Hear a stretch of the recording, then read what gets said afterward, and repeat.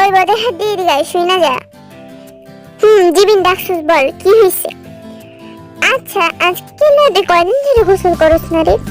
আমি 29 দিন গোসল করি না, বাট আজকে গোসল করার প্ল্যান আছে, তো আজকে করবো। মাত্র 29 দিন না, আজকে করিস না। আজকে না করে 1 মাস কমপ্লিট করে ফেল। তাই একটু ঈদের কথা গন্ধ কোথা থেকে আসে? কি ভাই তোরা চাইনিয়ার মতো ও প্রত্যেক দিন গোসল করে? হ্যাঁ, ও প্রতিদিন কেমনে গোসল করে, তা আবার শীতকালে? তা 1 ঘন্টা ভাই কেমনে সম্ভব এটা? শুনবি আমি কি করি? তাহলে শোন। আমি প্রথম 50 মিনিট 29 সেকেন্ড একটু ঘুমাইলে, তারপর গোসল করা শুরু করি, বুঝছস? তাই তো কই চুল ঠিক করে ভিজে না। জাঙ্কু বাবা, একটু আসো তো, তোমার সাথে আমার কথা আছে। আম্মা, তুই এত গ্যাস মারতে না। তোর যে কি করবো, গোসল করতে পারিস না? পারিস কি তুই? আমি তো পারি করতে।